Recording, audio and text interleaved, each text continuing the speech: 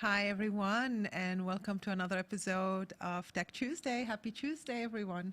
My name is Dr. Haifa Maamar. I'm the Director of Emerging Technologies here at Full Sail University. And today we're streaming live on Facebook, YouTube, and LinkedIn.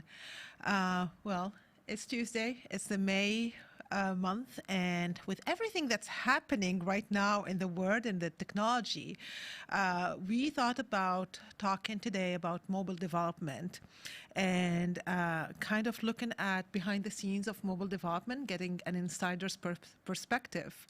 And what an impressive guest that I have with me today. He is a Full Sail grad from the mobile development program. And I am looking forward to this episode because I know him. I've heard his story. His journey is amazing. And I cannot wait for him to share with you all the amazing things that he's been doing in the field. So my guest today is Mark Filter. He is the Senior iOS Engineer at Bank of America. Hi, Mark. Welcome. Hey, welcome. It's wonderful to be here. Well, thank you for being with us. So, Mark, today we're going to be talking about mobile development, understanding sometimes people don't really understand the field of mobile development. So having that perspective or you actually explaining what mobile development is and so on. But specifically, I want to talk about ChatGPT and how it is impacting I'm not going to use affecting, impacting, and changing the field of mobile development. So I cannot wait to get to that. So for those of you who are interested in knowing more about ChatGPT and how it is used now in mobile development and what kind of benefits or concerns we're going to have Mark explain all that and go through his perspective of things.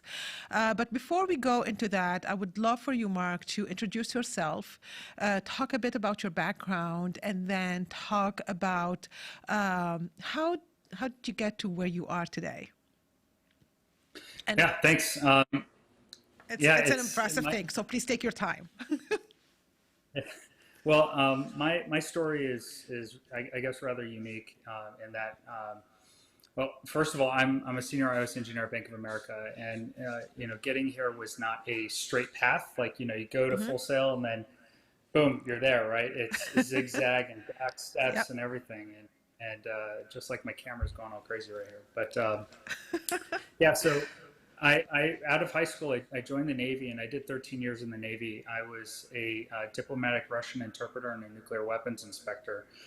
Um, Completely different world than what I'm doing right now. And right out of school, I learned Russian. I went to the Defense Language Institute in Monterey, California, and then started working at the National Security Agency. And I did 3 years there. I met my wife at NSA and had our first kid and moved back to, I actually got picked up for a special duty assignment to go back for more language training to the Defense Language Institute in Monterey, California. And from there, I graduated. I was basically the only non-native Russian speaker who got a near-native score on the speaking test.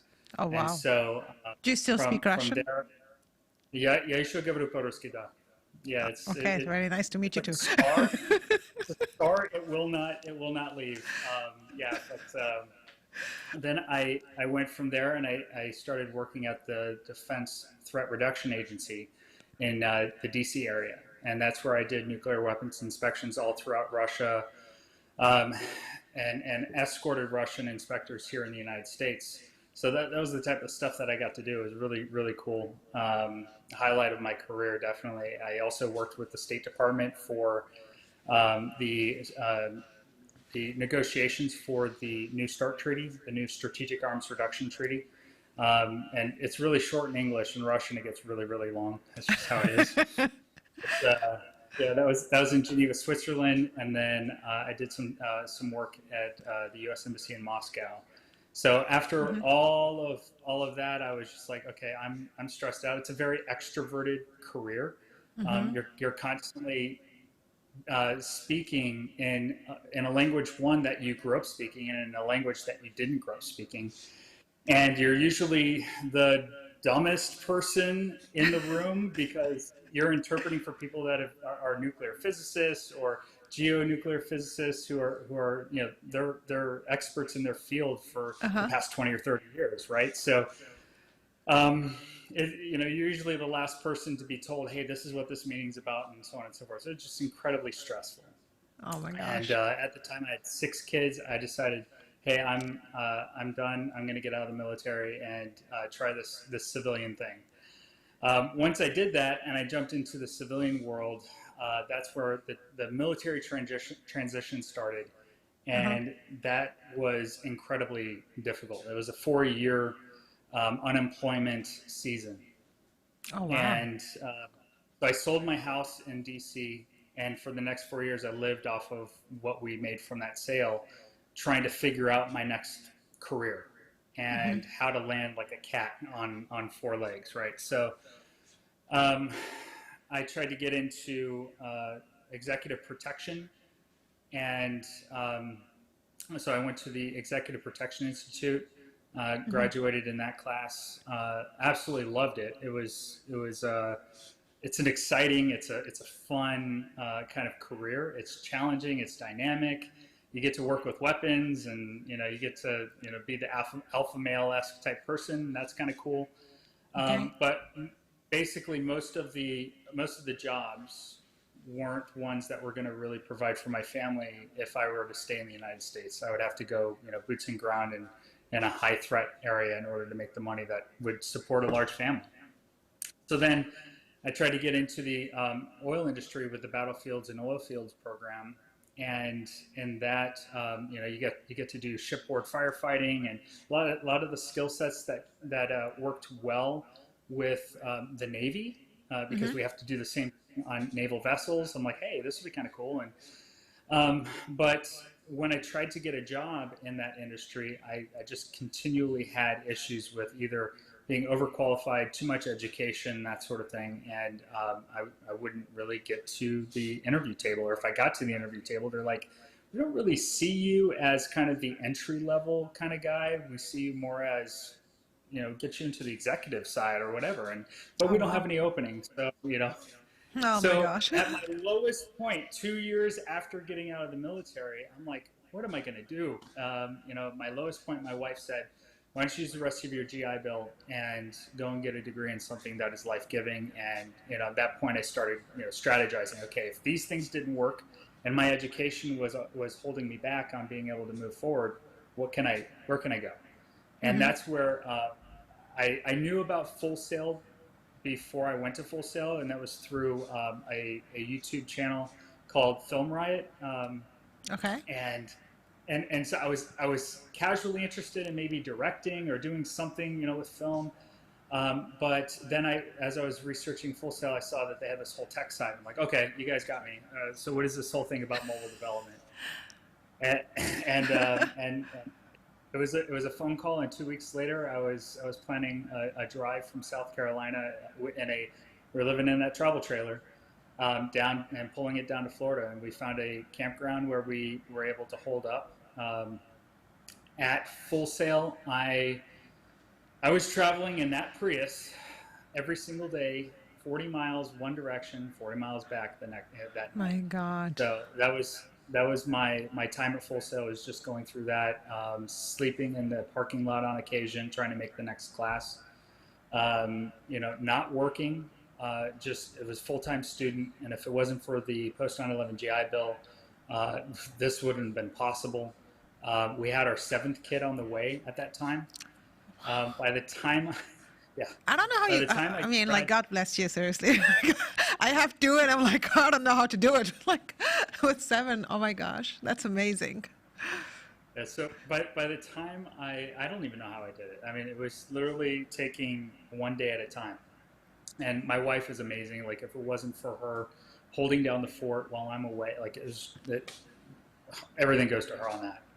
Yeah. Well, Um, I want to but say, that too is like, you have an amazing wife who have been who has been supportive all the way, and helping. I mean, sometimes we don't see all these behind the scenes actors, kind of like some like people who will help us go and get to where we are, or where we want to be. And I mean, just from knowing you and knowing your story, I know that she had a major role in that. Yeah, definitely. And the I think my graduation was something that was really important to me, that my kids were able to see. When I got to graduation, I didn't know that I was the valedictorian. I didn't know that I had 11 course director awards and perfect attendance and all of that kind of stuff.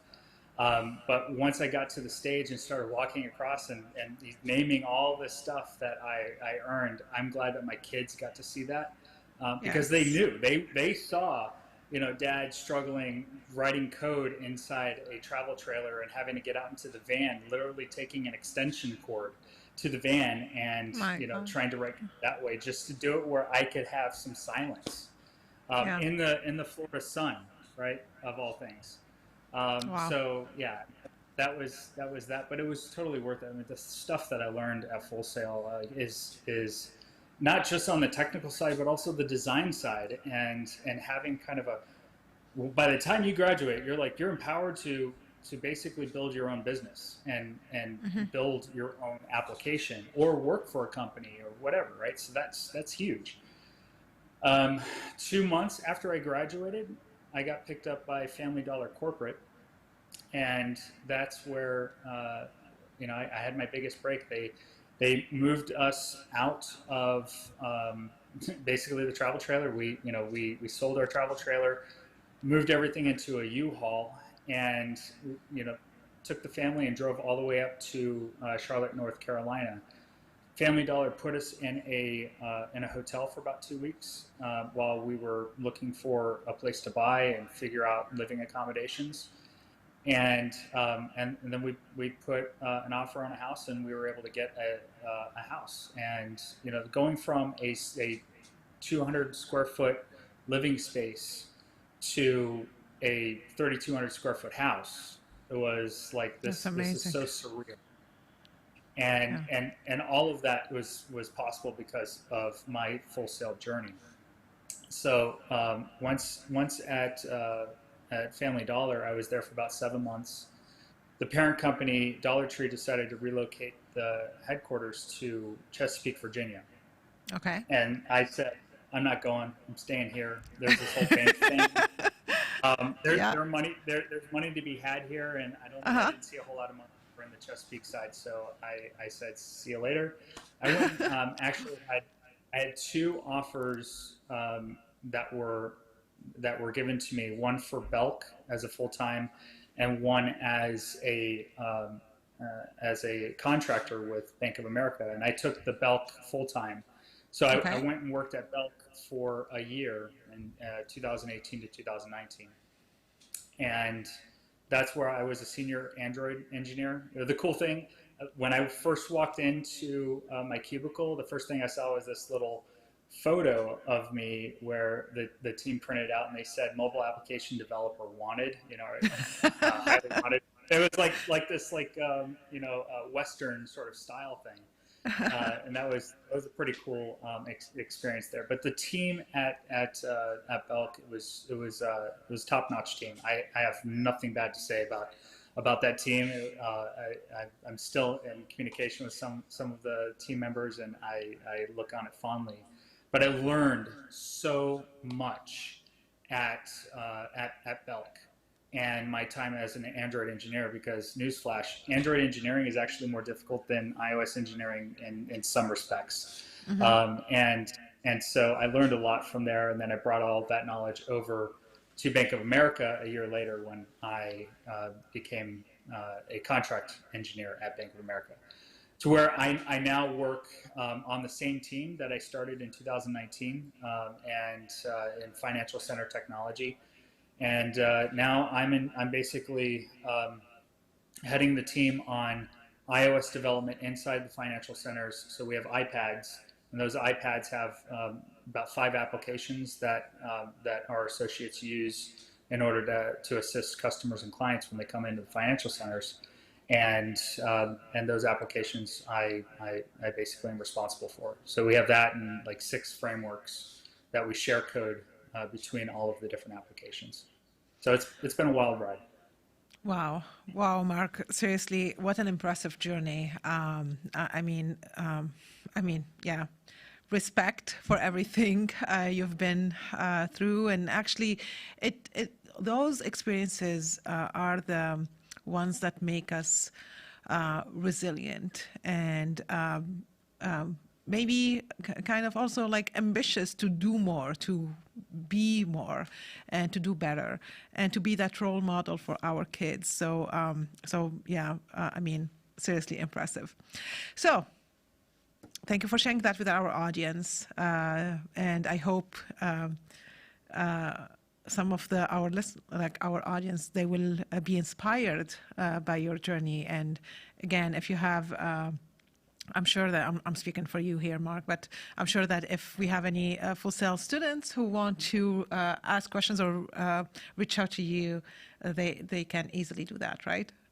I'm offering your services here, like saying that you're going to be doing that. Yeah, that's fine. Okay, Please. so today we'll be talking about mobile development. So let's go back to tech.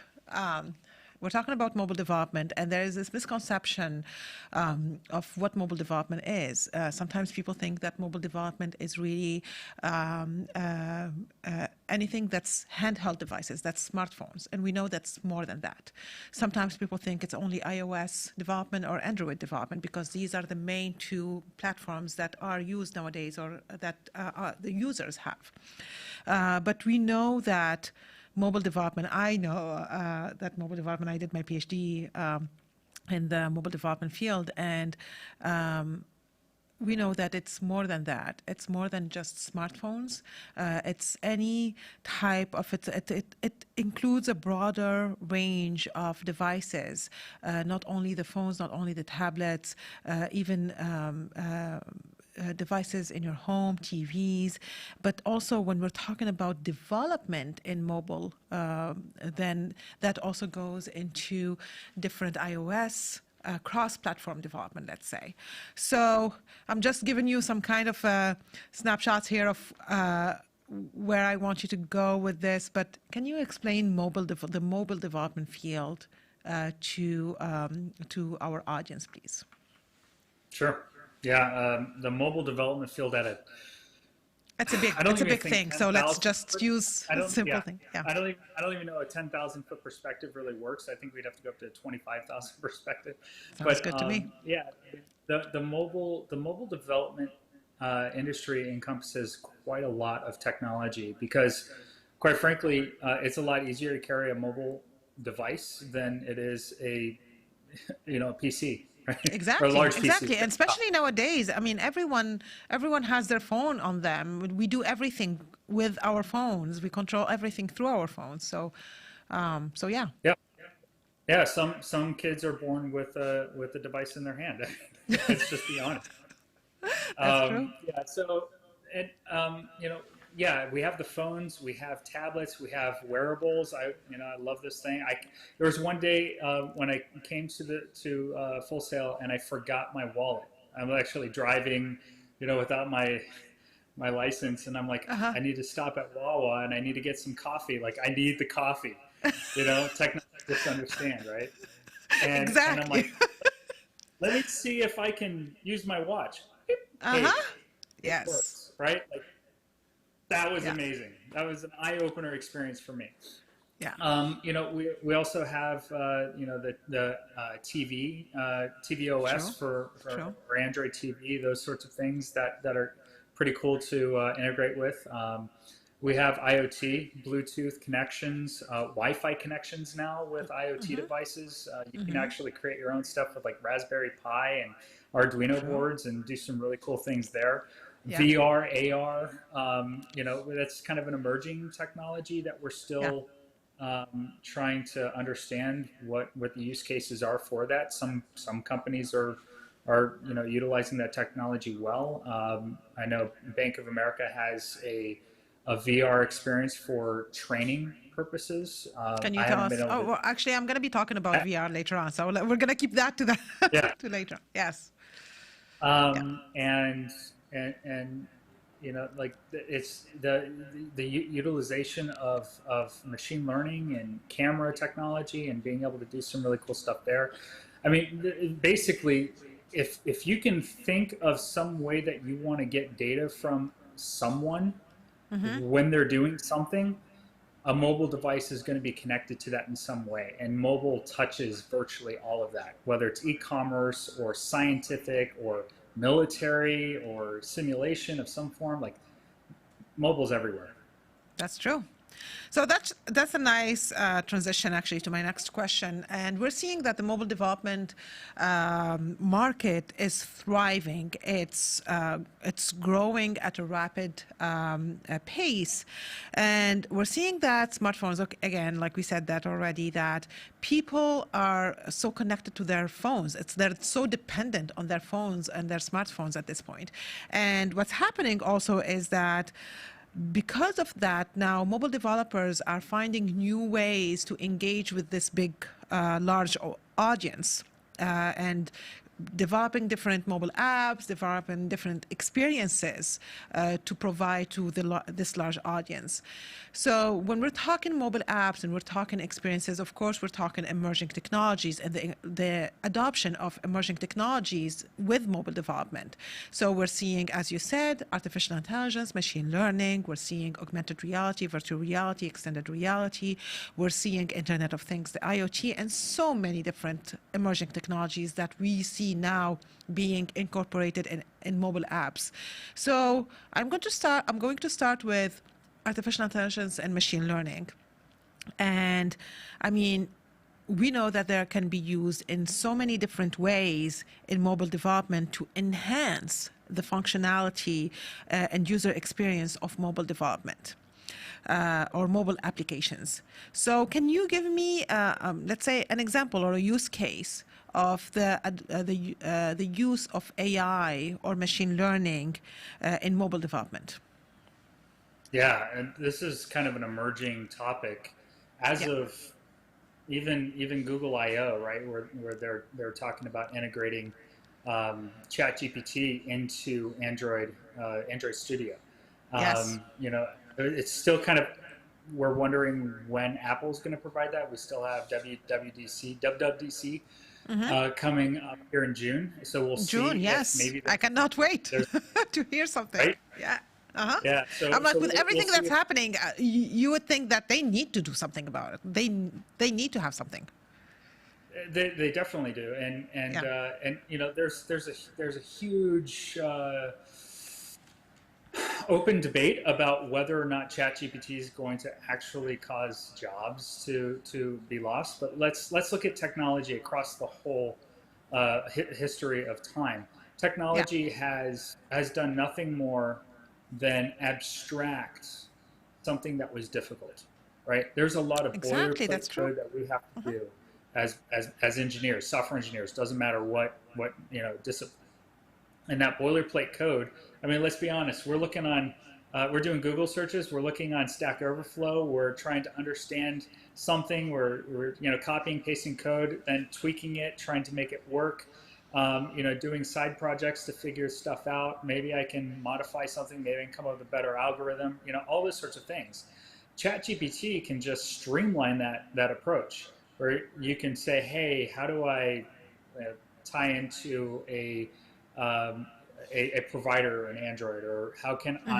I share information using a shareable action sheet in iOS or whatever, right? Mm-hmm. Like all those sorts of things, boilerplate code, boom, there it is. And for those of us who have been in the industry forever, what we've done is we've made code snippets, or we've been able to inflate code, or those sorts of things. And it's just an evolution to that. Yeah. But I know, like in Android Studio, they do have a plugin for ChatGPT where you can ask the ChatGPT, what is X, Y, and Z, and it'll actually give you basically a blog post explaining what this thing is, and here's how you use Interesting. it, and here are a couple for examples, right? Interesting. And so from a learning standpoint, it's like I didn't have to go and scour the web. Now that has implications on like, are these mobile development bloggers not going to get traffic anymore, right? Mm-hmm. Like, so there are going to be impacts, right? Yeah. But the question is to what degree. But like, can we leverage ChatGPT 100% in order to create an application? No, Mm-hmm. no, not safely, and that's really But where we're that's at the this problem. point. That yeah, that's how I feel that that's the misconception that people think that with ChatGPT we're replacing humans, or we're replacing developers, we're replacing the need of someone to interfere there. But of course not. Whatever the industry is, we will always need experts to look at whatever ChatGPT is giving you and review, because this is an AI at the end of the day. It's whatever you feed it, it's going to give it back to you. So making sure that we're going after that AI and looking at the accuracy of what's being given, and is very Or important. let's throw this one out. Like, if you're working for a startup, because this will happen more often with a startup, because Yes. startups are usually created by idea people, and idea Uh-huh. people change ideas all the time. So you write out, you have ChatGPT, like, hey, yeah, build this application. It does it. Hey, it works with some bugs, right? Yeah. And you're trying to figure out the bugs. And Yeah. then the idea comes that completely changes the navigation or completely changes some integral technology. And now you have to figure out, okay, well, hey, How do I fix this? ChatGPT, can you modify this code? No, it can't, right? You're going Exactly. to copy the Uh-huh. entire code base into it. And it's good luck. I love this example. Okay, let's go back. Artificial intelligence and machine learning. Can you give me a use case from your everyday apps where we can use AI or machine learning in a mobile development or a mobile app? Yeah, Sometimes people don't think yeah. about it, but actually it is an AI there. So, Yeah. So, usually, when you think of machine learning models in the mobile context, I think some of the best examples are like integrating with the camera, right? Like trying to put some sort of filter, Snapchat filter on a face. That's being done with machine learning. okay. If you're trying to like, I saw this one application my wife uses. I think it's really cool. There are a couple of applications in the genre, but if she's in her garden and she's trying to figure out why an apple tree is diseased, well, she can pull up the camera on this app, and it will look through and it'll say, this is the species of the apple, this is what it's diseased with, and this is how you can fix it. Amazing. Right? Like, Uh-huh. that's crazy, right? I It saw is another crazy. application I saw another application that focuses on iridology, or looking at the iris of the eye, and you can see some of the patterns, and it can indicate whether or not there are some health deficiencies or some health issues that are underlying that actually show up in the eye. And it's kind of an Uh-huh. emerging science that's just now starting to get traction, but there are applications that are doing that as well, utilizing ML models. Mm-hmm. Then on the security side, I mean, there are lots of things that are done on the server side that support mobile applications. Yeah, I was actually to That ask that question. Yeah, I was going to ask, since you work in the bank industry, probably there are some key security implications and advantages of using machine learning algorithms for fraud detection, especially at banks right now. But like, especially when we're talking about mobile banking and payments through apps or payment apps, probably there is like some key implications there, or key security implications, or measures that we need to take when we're dealing with ML, machine learning algorithms, or artificial intelligence systems.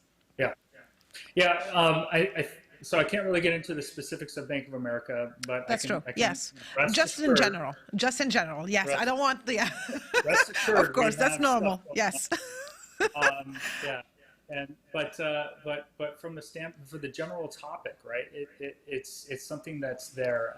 It's utilized all the time. Stripe, they have an API. So first and foremost, whenever we're talking about payments, don't write your own payment processor, right? Like utilize a third party. Yes, pay the little fee, but trust me, when it comes to legal concerns, if you're trying to build your own application, utilize a third party and Thank you know, you. you'll be safe, right? And Stripe is one of those companies that I have some experience with, and I know that they do have AI backing some of their security implementations. Some of it's based off of which since it's in their developer SDK, I can mention it, right? Okay. I know they require GPS location before they make purchases. So like if you're at an event and you're trying to make a purchase, they're going to want to know where that location is. Or if you're getting multiple locations from the same user account, but from different locations around the world, that's going to flag stuff for them. So they have fraud detection software that's looking for that. So yeah. I love that. So, another example of using AI and ML is the use of chatbots. And I know that Bank of America specifically, they have their own chat. I bank with Bank of America, so of course I know some of the apps that Bank of America has, and they have their own chatbot. But how can chatbot and virtual assistants powered by AI enhance that customer experience or customer support and the interaction, enhance the interaction and the user experience with the mobile app? Yeah, so the issue, so like Erica, right? Erica is Yes, something Erica. that has had for quite a while now. I don't know, since 2017 or something. Anyway, Okay. it's about scalability. When you call into a support center, how long are you on the phone waiting for someone to answer the call, talk to you Yeah. about your problem, escalate it if it needs to be, right? Like that's a one-to-one scalability issue. Okay. Chat, some sort of chat, whether it's chat GPT or existing chat bots, they are scalable way much better, right? It's like I can get on there, they spin up an instance, and guess what? I have instant support. And from a usability perspective, that makes support much more scalable than what we have today. And really, that's a one-to-one scalability, right? Instead of a 1 to 25 or whatever, right? The other side is how about support inside a mobile application? I mean, ChatGPT is a perfect example of Yeah. where you can train a chat model to be able to provide in-application support for a nominal fee. And if you're a startup and you're trying to launch an application, which is going to be more accessible, having a ChatGPT support model where you've spent 2 or 3 months trying to figure out all of the possible problems and questions and the answers and solutions, and then escalation to a real human if that doesn't work, or hiring an offshore call center and paying who knows how Spending much all in that order to money. make that. Yeah. Yeah. Wow. I love these examples. Okay, so we talked about AI and ML. Now I want to go into augmented reality, virtual reality, and extended reality. And of course, we see a widespread of use of these technologies, especially in the mobile development industry. So can you give, I don't know if you've worked with AR and VR and XR, but I'm pretty sure that you know of that anyway. So can you give a use case or an application that use augmented reality, virtual reality, or extended reality, and how is it relevant in the mobile development space? Yeah, in fact, I've messed around with ARKit. It's fun to paint in 3D space and walk around the kids, and they're like, "What are you looking at? Or what are you doing?" And I'm like, "Take a look at that." They see the geometric shape or whatever. Yeah, MLKit is, or not MLKit, ARKit is a pretty cool platform that Apple has provided, which allows you to basically take models, 3D models that you could do in Blender or you could purchase, throw them into an application, and voila. Well, that's a simple example, but there are companies like IKEA or Lowe's, um, where they take a 3D model and then you're able to basically preview what would this look like in my space. Maybe it's a couch, maybe it's a chair, maybe it's a table. We actually did this when we bought this house. We're trying to figure out from IKEA, hey, is this going to be a large enough table to sit That's 10 true. people? That's Right? I mean, true. Yeah. my family's a little large, right? So, um, and so making sure that we had enough and that it would fit in the space. So there are some definite use cases for that. I know Amazon utilizes it, and Yeah. that's a real good use case. And then I know that I've seen some um, real estate applications that are trying to use VR as a way of kind of giving a virtual walkthrough of a house and that sort of thing, which is kind of cool. There have been some tests with integrating VR headsets with mobile devices. I don't think we're quite there yet on really being able to maximize on that. It's usually 3 DOF or 3 degrees of freedom, Okay. and that can actually increase some of the motion sickness Motion sickness. for some people. But the 6 degrees of freedom, which you see with the MetaQuest devices, I Yeah. mean, those are kind of more standalone devices or devices that utilize the desktop power. But we'll see. We have no idea what Apple's going to do with WWDC, and then later this year, what kind of technologies they may release. They may have their AR/VR headset. So it's still kind of an emerging technology, and seeing where those use cases can lead with the mobile context. I know I've seen QR codes where you can scan a QR code and then see a 3D model. I know some of Yes. Yeah. not libraries, but museums are utilizing that kind of technology for enhancing the experience of walking through those Yeah. spaces. Walking through the museum and spaces and giving the information about everything like that you're looking at. I love these examples. So another emerging technology that's being used now, especially in the mobile development field, is IoT, the Internet of Things. We talked at the beginning about mobile development not being specifically smartphones. It can be wearable, it can be watches, it can be sensors, anything that you can control, like smart home, anything that includes that you can control from your phone. I mean, actually, your phone is going to be the platform or kind of the interface to talk to that device. And I mean, we see it in smart homes. We see it in everything. I mean, everything is becoming smart, and that's part of the Internet of Things or the IoT. So, can you, Mark, give an example of innovative features or functionalities that you've seen or you read about in the IoT space and how it is used with mobile development? Or at least maybe we can start with what is IoT? How is that? Just give an example so that people understand what IoT is, and then go into some innovative features or examples that you've seen. Yeah. So IoT, Internet of Things, it's this technology. It's more of a design paradigm rather than a technology. Technology supports the idea of having a single device, whether it's an iPhone or whatever, and then a lot of peripheral devices that support that device in some fashion or extending its functionality. So, for maybe you have a doorbell system that has a camera and it connects to the Wi-Fi and then is able to share the feed directly to your device, or your lights. You can be away and halfway around the country. You can turn your lights on and off whenever you want. In order to make it seem like someone's home. Change the colors on your your lights. I have a light here that sometimes I just want a different mood, and I'll change it to a different color, or I do it during Christmas. I'll go from a bright light to a Hygge light, and if you don't know it, Hygge, Hygge is kind of like this trying to feel relaxed and cozy, and my wife's she enjoys that, so it's something that I've adopted.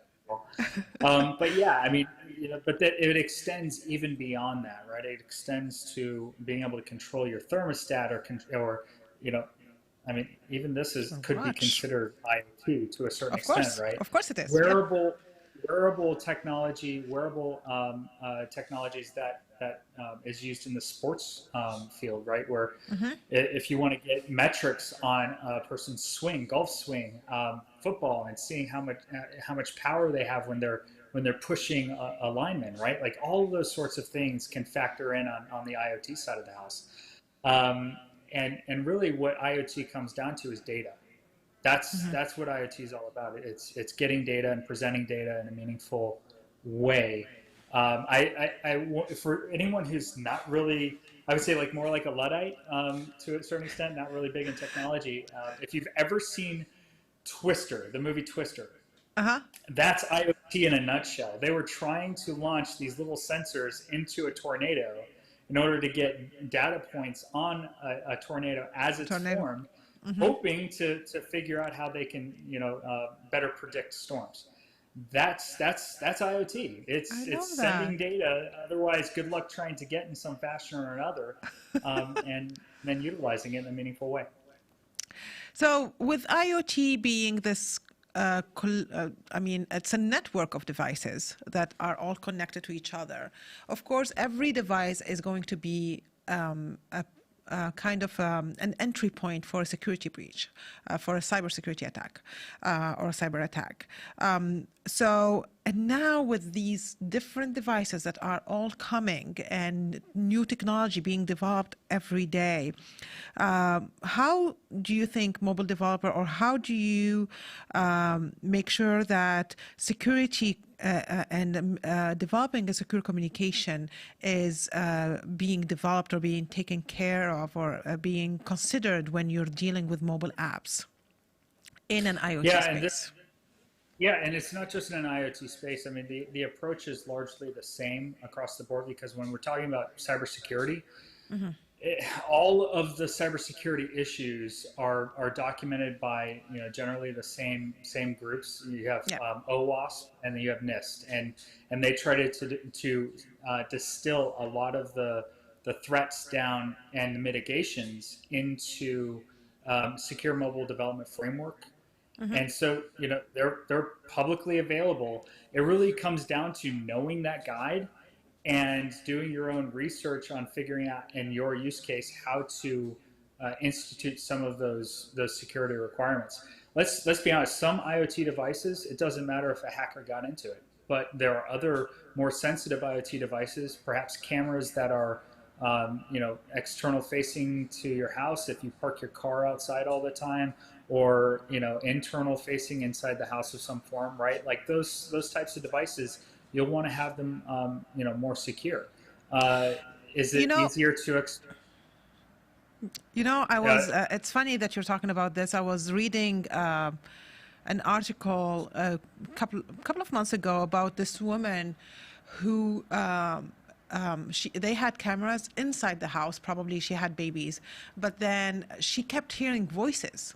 And she thought that her husband was the one talking to her through the camera.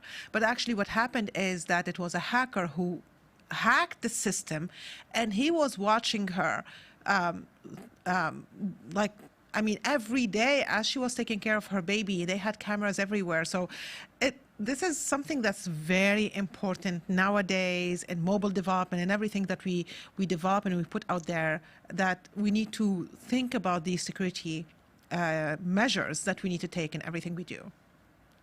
Yeah. Yeah, and in fact, the idea is security first, right? We've gone from like mobile first, and now we're kind of changing the nomenclature. Now it really needs to be security first and ADA first, Okay. Interesting. because these are the biggest threats to any business. If you don't think about security, then if you're implicated in some sort of data breach, you're going to lose street cred, so to speak, with your customers. And with ADA, I mean, if you have a violation of ADA, every single violation can be a $10,000 fine. Like that's statutory minimum, right? Mm-hmm. So it pays to plan properly. I've even seen, and I don't, I've seen this just recently this week, but it's this idea of waterfall is coming back.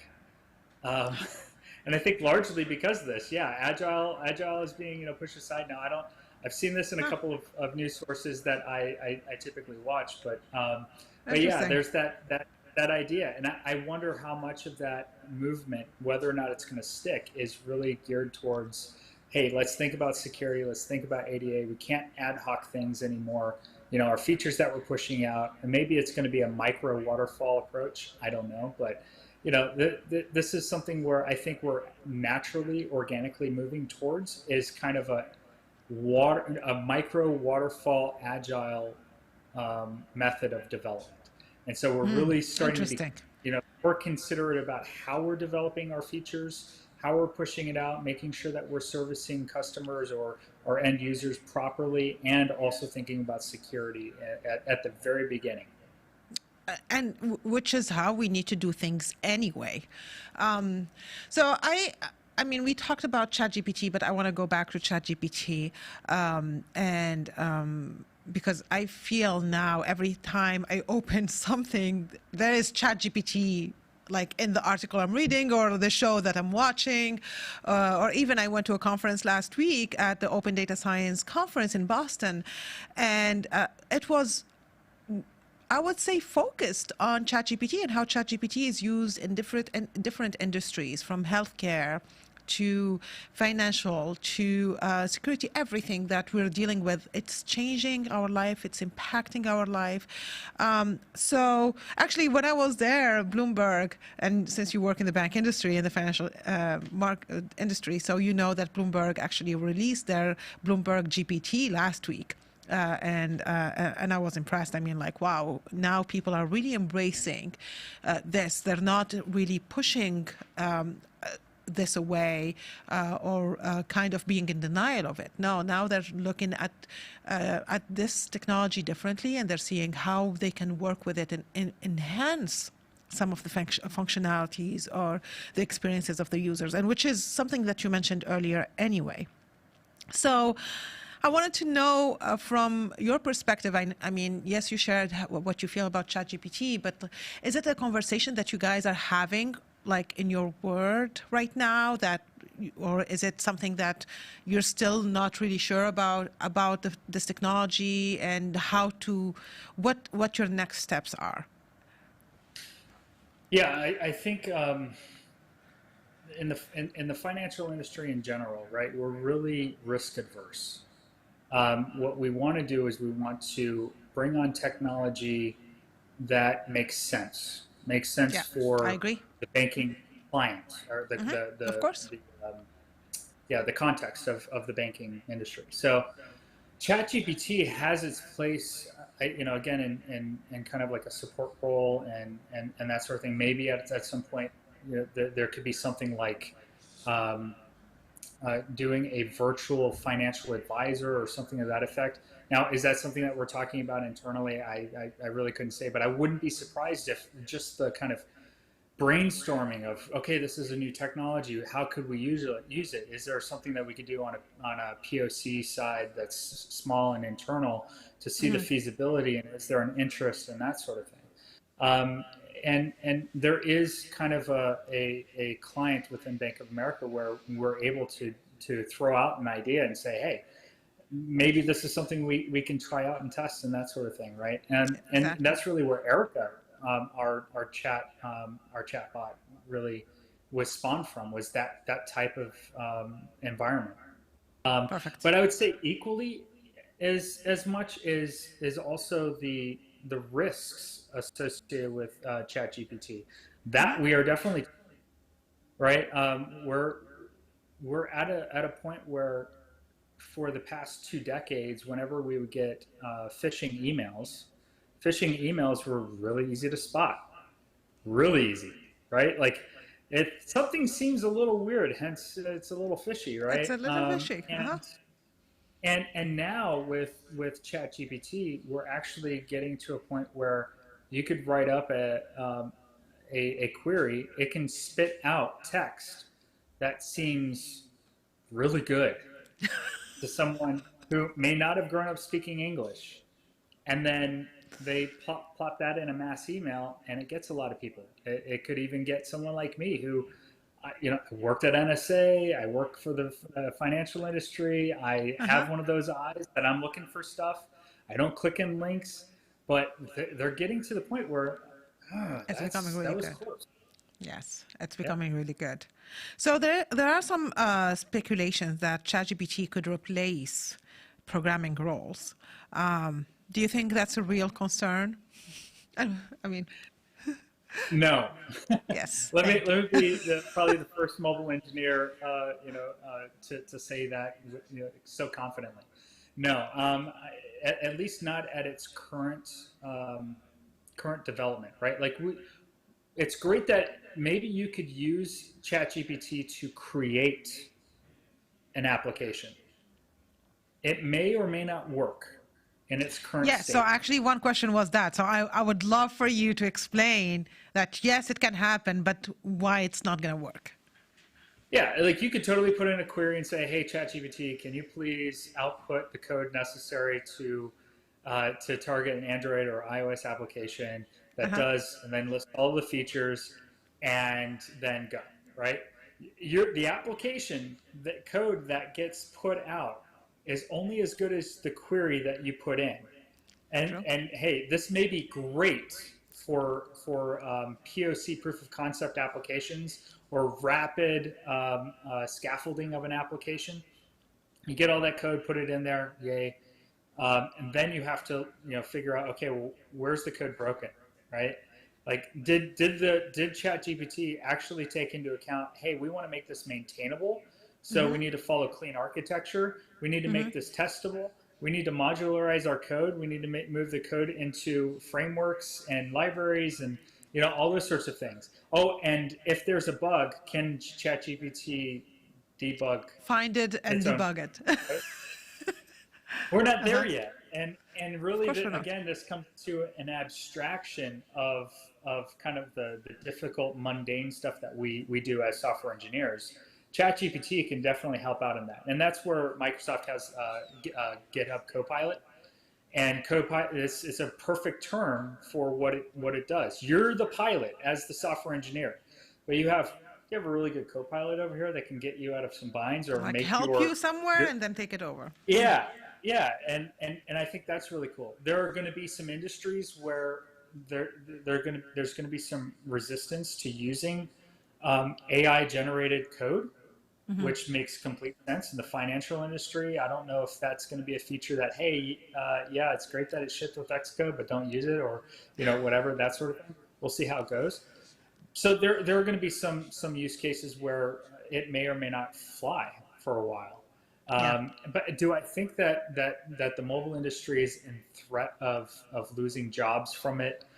I don't think so. I think what it's going to do is going to make engineers even more able to produce code in a shorter period of time, and that's just going to make companies potentially more profitable. We may get into more of a gig economy where engineers are working a few hours for company A, jumping over to company B, maybe even moonlighting with company C. We'll see how that goes within 10 years, if that's where the market leads. I mean, Okay. it's anyone's guess at this point. I love it. I know we're running out of time, and I see the team behind you or behind the screen, like they're giving me the, the signs. I want to have one last question, and then we're going to take, I see many questions on the screen, so I will take the questions from the audience. But one last question that I wanted to ask is, you, I mean, you work in this industry, you're really successful in this industry. What kind of advice do you have or you can give to someone who wants to be in the mobile development industry or who wants to start in the mobile development industry? Number one, learn about clean architecture. Build Okay. an application. Uncle Bob, he's amazing, but build an application with all of the tutorials that you come across. Build an application with like tons of examples. Every single screen is a different tutorial, different example that you've come across, and try to target as many platform devices or versions that you can. But if you're just trying to get into this industry, I recommend learning something like Flutter, because then you can find some low-hanging fruit Okay. companies that you can work for, build up your resume, build while you're building up your knowledge base for the native application stuff. And of course, if I'm talking to full sail students, get in your job, know it well. Know how to do Android development or iOS development. Don't try to do both for too long. Niche down, and then learn Flutter so that you can do side projects with other companies and I startups love to this. build up Yes. to build up your income, pay off Yeah. student loans, whatever. Yeah. And then the other thing I'd say is practice leak code. Every single interview at this point in time, with the few exceptions, it's leak code style questions, and interviews are usually done by software engineers that are not necessarily mobile engineers. So Hmm. they take something that's very generic and they apply it to every They single apply to software mobile. engineer, Hmm. and they expect it. So that's how it is. And the last thing Okay. I'd say is be the type of person that if you see a problem, you see something that's annoying in a business process or whatever, always have a solution to go along with that annoyance. So don't complain just to complain, complain with a I solution. like that. I like that so much. Okay, we're going to take questions from the audience.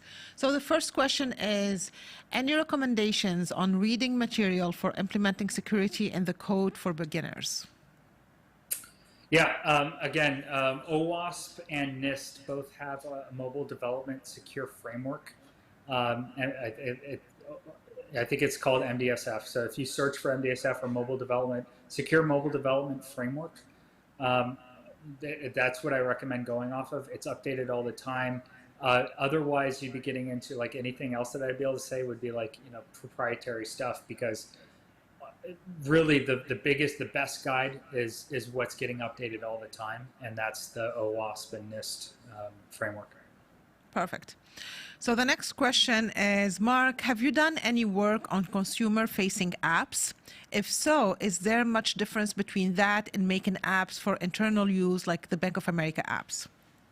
Yes, yes to both. Yeah. Belk was a customer-facing application.